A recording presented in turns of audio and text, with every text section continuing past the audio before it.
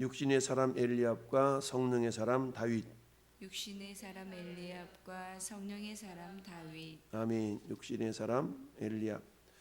자, 이새의 아들은 8명 있었는데 그 가운데 막내가 다윗이다라고 말씀하고 있죠. 8명. 근데 형 3명은 장성해 가지고 군대에 나갈 만한 그런 장성한 사람인 반면에 다윗은 나이가 어려서 군대에 나갈 만한 나이가 아니었던 모양이죠. 그래서 위로부터 엘리압, 삼마, 아비나답, 삼마 이렇게 세 사람은 군대에 가 있고, 그리고 막내 다윗은 아버지 심부름으로 양치면서 있었던 거죠. 자, 그런데 이 당시에 전쟁이라는 것은 그야말로 보급이 아주 막 활발해 가지고 보급 창고가 있어서 막 식량을 대주고 이런 상황이 아니라 자기 식량이 자기가 책임져야 되는 일종의 그런 상황이다 보니까 지금 다윗의 아버지 이새가 세 아들들이 염려돼서 가서 빨리 양식도 갖다 주고 이렇게 하라고 지금 다윗을 불러서 심부름을 시켰어요. 근데 우리가 따져보면 세 아들만 전쟁터 나갔으니까 나머지 네 아들은 그냥 집에 남아 있는 거잖아요. 그리고 막내 아들은 굳이 지금 양치고 있는 그 상황 가운데서 또 불러다가 아버지가 심부름을 시켰다라고 우리가 볼 수 있잖아요. 그럼 넷째, 다섯째, 여섯째, 일곱째까지는 뭐 했나? 아마 이들도 무슨 역할이 있었겠지만 그래도 아버지 다윗에게, 아버지 이새에게 신임을 받았던 것은 다윗이었다라고 볼 수 있죠. 그러니까 형들에게 가서 빨리 이 떡덩이 갖다 주고 형 상황을 좀 살펴보고 증표를 가져와 봐 라고 심부름을 시켰던 거죠. 근데 막상 가서 보니까 어떤 일이 발생해요. 16절 말씀 보면 블레셋 사람이 40일을 조속으로 나와서 몸을 나타내었더라. 그러니까 지금 이스라엘 백성들은 이 골리앗 외모만 보고 기가 죽어가지고 전혀 전의를 상실한 상태잖아요. 그러니까 막 기죽이를 하고 40일 동안 나왔다 들어갔다 나왔다 들어갔다 그러면서 막 말로 막 협박하고 모욕을 주는 그런 상황이었던 거죠. 그와 반면에 다윗은 사울의 무기 잡은 자였잖아요. 사울의 무기 잡은 그런 또 자로서 선발이 되었고, 또 가끔 수금을 타서 다윗의 아니 사울의 마음을 또 이렇게 잠재워주는 그런 역할을 하다 보니까 왔다리 갔다리 했던, 그러니까 왔다 갔다 했던 그런 상황이었던 거예요. 앞장 21절 볼까요? 앞장 21절. 다윗이 사울에게 이르러 그 앞에 모셔서매 사울이 그를 사랑하여 자기 무기를 드는 자로 삼고, 그러니까 왔다 갔다 하면서 양도 치고 그렇게 했다라는 얘기인데, 그런 상황 가운데서 지금 다윗의 형 3명은 전쟁터에 나가 있고 다윗은 지금 양을 치고 있는 그런 상황인 거죠. 그래서 아버지 이새의 심부름으로 이렇게 지금 증표를 가져오라라 그랬어요. 자, 그랬더니 지금 다윗이 아버지 왜 나만 시켜? 왜 그럴 수 있잖아요. 아버지 왜 나만 시켜? 우리 형 3명이나 있잖아. 4명이나 있구나. 4명이나 있는데 왜 나를 시켜요? 나 막내인데. 우리 이럴 수 있지 않겠어요? 형, 아빠 셋째, 넷째 형은 안 시키고 나를 시켜. 근데 오늘 본문에는 물론 불평이 없다는 말도 있겠지만 그 아버지의 심부름에 대해서 지금 다윗이 어떻게 반응하고 있는가가 나타나 있어요. 어떻게 반응을 했냐면 20절에 다윗이 아침에 일찍 일어나서 양을 다른 사람한테 이제 다 맡기고 이새가 명령한 대로 그 물건들을 가지고 와서 진영에 이른즉 마침 군대가 전장에 나와서 싸우려고 막 이렇게 서로 대치 상황이 있었던 겁니다. 자, 이 모습을 통해서 우리가 볼 수 있는 것은 뭐냐? 자, 이 다윗은 작은 일에 충성하는 자의 모습을 보이고 있는 거죠. 그러니까 아버지 심부름에 대해서 아버지 왜 나만 시켜? 이러지 않냐고 아빠가 나를 믿고 일을 시키시나 보다 라고 긍정적으로 받아들이고 그 일을 감당하기 위해서 어땠어요? 일이 만약에 싫었더라면 이게 무구적 하다가 어때요? 낮이 해가 중천에 뜰 때쯤 이렇게 갈 수도 있었겠죠? 근데 그러지 않냐고 다윗은 어떻게 했어요? 아침 일찍 일어나서 양을 양치킨 사람 맡기고 아버지의 심부름을 수행해냈다라는 얘기입니다. 여러분, 하나님은 어떤 사람을 귀하게 쓰실 때 그냥 곧바로 너 이렇게 쓰시는 법이 없다고 그랬죠. 반드시 연단과 훈련의 과정을 통해서 하나님은 빚어 가시는 가운데 그 사람을 쓰신다라고 그랬어요. 우리 잘 아는 모세는 80세에 부를 받았다 그랬죠. 그러면 왕궁에서 40년, 광야에서 40년, 80년 동안 훈련받은 다음에 그 인생의 3분의 1, 40년을 하나님께 쓰임받은 사람이 모세잖아요. 물론 이 다윗도 사울왕 25년 차쯤에 기름을 부음을 받아서 네가 왕이야 라고 했지만 실질적으로 왕으로 등극한 것은 그로부터 15년이 지난 뒤거든요. 이처럼 다윗도 철저하게 하나님의 어떤 훈련의 과정을 통해서 그야말로 이스라엘의 성군이 되었던 거죠. 근데 그 시초는 뭐냐? 자기 아버지 집에서부터의 훈련의 과정이었던 겁니다. 그래서 아버지가 시키는 그 심부름을 어떻게 반응을 보이나 아마 하나님이 이걸 또 보셨겠죠. 그런데 다윗은 그 아버지의 심부름에 대해서 형들도 있는데 왜 나를 시켜요? 이러지 않고 자기가 아버지 심부름을 솔선수범해서 어찌 보면은 최선을 다해서 충성하고 있는 모습이다. 이것을 우리는 한 단어로 이렇게 아침에 일찍 일어나라는 단어로 우리가 미루어 짐작해 볼 수가 있는 거죠. 자, 이처럼 하나님께서는 한 사람을 귀하게 쓰시기 위하여서 준비시키는데 오늘 본문에서 하나님의 관심은 누구에게 있냐? 다윗에게 있는 겁니다. 다윗에게 있어요. 오늘날도 하나님의 관심이 저와 여러분에게 있기를 바랍니다.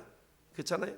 여러분, 우리 운동회 때 학부모들 초청해가지고 운동회 하면 많은 애들이 달려가고 뛰어오고 막 별의별 일을 다 하지만 우리 엄마 아빠의 시선은 누구한테 있어요? 내 새끼한테 있죠. 내 새끼한테 있어. 하나님도 마찬가지죠. 하나님의 관심은 지금 다윗에게 있는 걸 보게 됩니다. 그래서 27절 한번 보면 27절에 백성이 전과 같이 말하여 이르되 그를 죽이는 사람에게는 이러이러하게 하시리라 하는지라. 지금 다윗이 물어보잖아요. 다시 얘기하는데, 자, 그래서 26절에 다윗이 곁에 서 있는 사람들에게 말하여 이르기를 이 블레셋 사람을 죽여서 이스라엘의 치욕을 제어가는 사람에는 어떠한 대우를 하겠느냐? 이 할례 받지 않는 블레셋 사람이 누구이기에 살아계시는 하나님의 군대를 모욕하겠느냐? 이렇게 얘기했더니 옆에 있던 백성이 26절과 같은 말을 하는 겁니다. 아니 25절과 같은. 이미 다윗은 25절의 말을 들었어요. 25절의 내용이 뭐예요?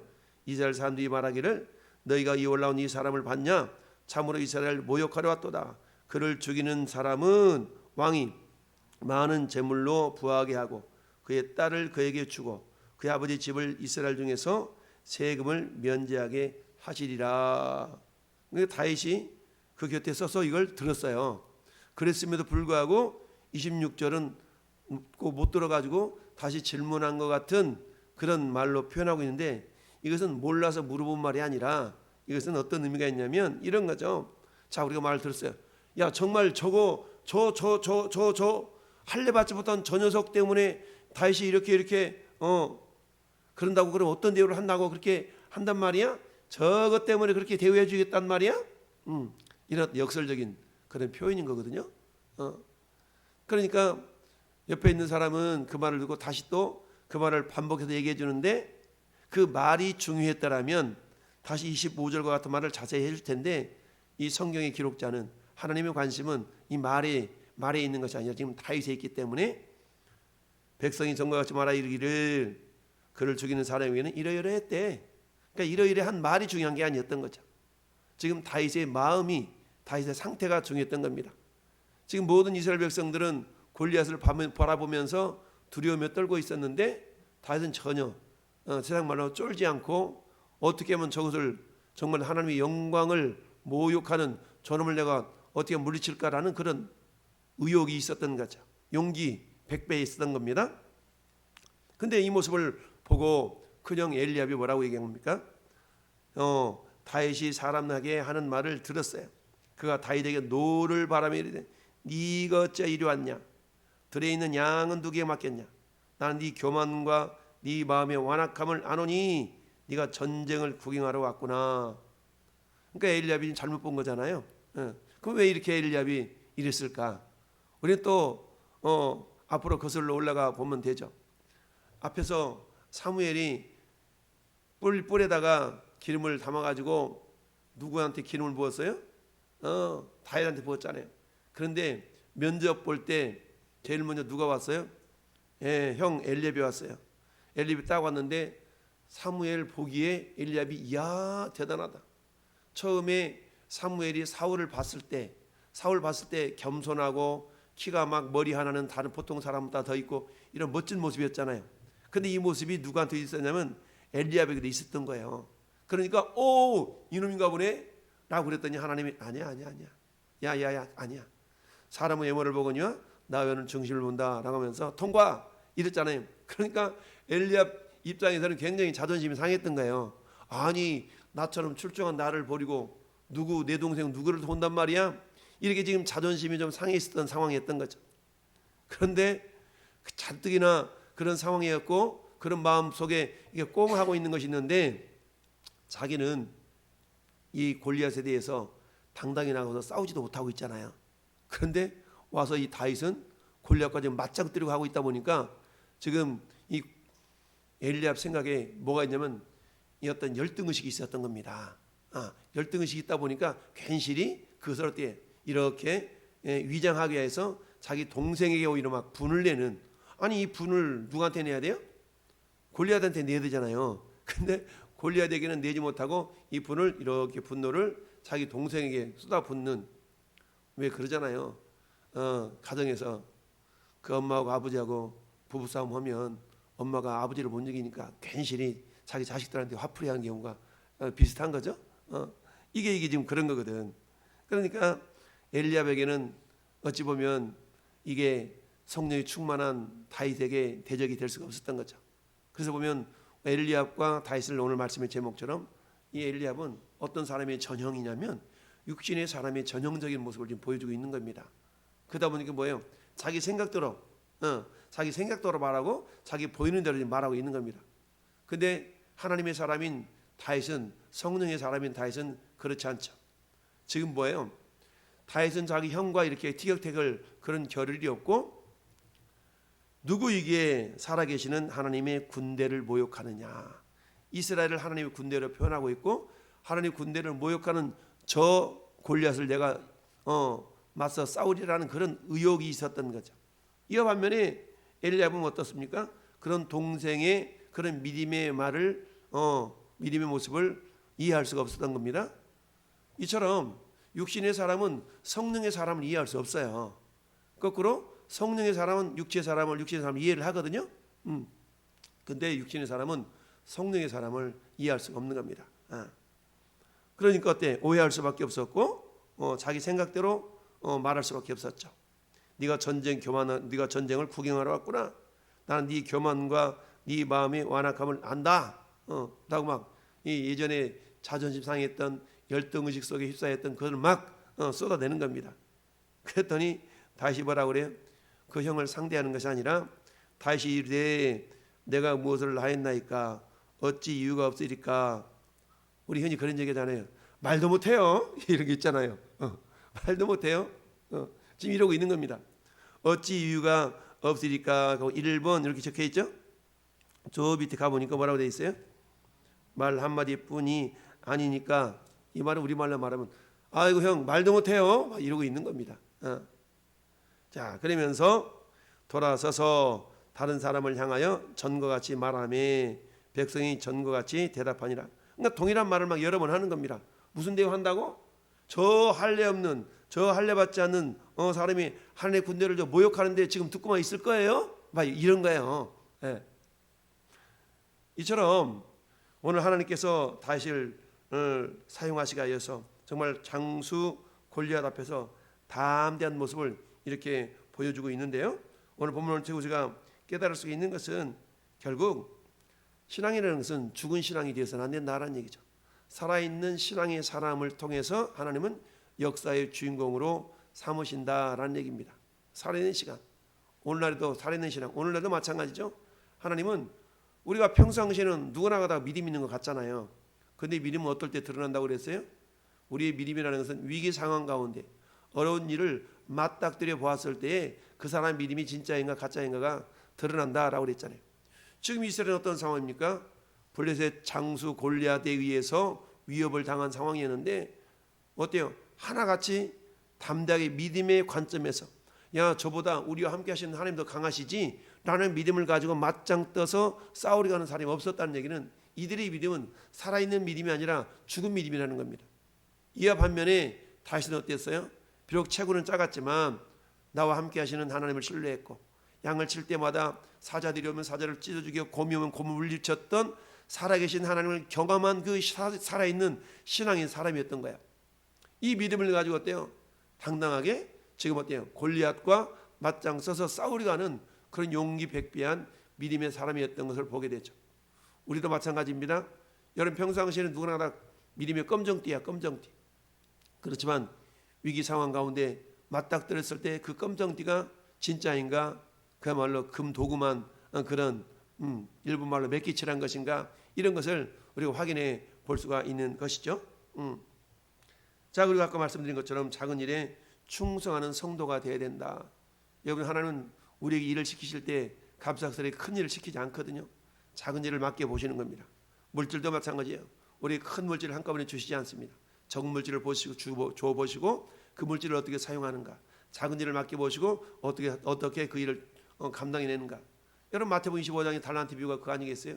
네가 작은 일에 충성했으니 내가 너에게 큰 것을 더하겠다. 그러니까 하나님은 작은 일을 맡겨 보시는 겁니다. 그리고 작은 일에 대해서 어떻게 우리가 감당해내는가, 그 일에 대해서 충성하는가, 최선을 다하는가를 지켜보고 계신다라는 사실입니다. 그래서 자, 뿐만 아니라 세 번째는 오늘 본문을 통해 우리가 알 수 있는 것은 따라합시다. 기회는 적극적인 것을 찾는 자에게 주어집니다. 그렇죠. 뭔가를 적극적으로 이렇게 막 대시하고 적극적으로 반응을 보이는 사람을 통해서 하나님께서 그 기회를 거기에 안겨 주신다라는 얘기죠. 그래서 성경 우리 마태복음 7장에 어떻게 되어 있어요? 구하고 찾고 문을 두드리라. 가만히 있는데 저절로 열리지 않죠. 두드려야 열리는 거 아니겠어요? 이런 것처럼 이 다윗은 지금 저 사람들 뭐 한다 그랬어? 왜 저 소리 무슨 소리지? 저렇게 못 든다고 그랬는데 계속적으로 적극적으로 이렇게 반응을 보였던 걸 봅니다. 사랑하는 성도 여러분, 오늘도 우리도 마찬가지입니다. 하나님 우리를 쓰시고 싶으신데 가만히 있는 사람은 그냥 쓰지 않거든요. 반드시 연단의 과정을 통해서 사용하시는데 그 연단의 과정 속에 우리가 반응을 보였거든. 첫째는 우리가 나는 살아있는 믿음의 사람인가. 둘째, 내가 작은 일에 최선을 다하고 있는가. 셋째, 나는 어떤 일이 있어서 뒤로 빼는 소극적인 사람인가, 적극적이고 능동적인 사람인가. 이 세 가지를 우리가 다시 돌아보면서 내 부족한 부분이 있거든. 주님, 나에게 이것을 주옵소서 라고 우리가 기도하면서 하나님께 귀하게 쓰임받는 하나님의 사람들이 될 수 있기를 예수님의 이름으로 축원합니다. 아멘.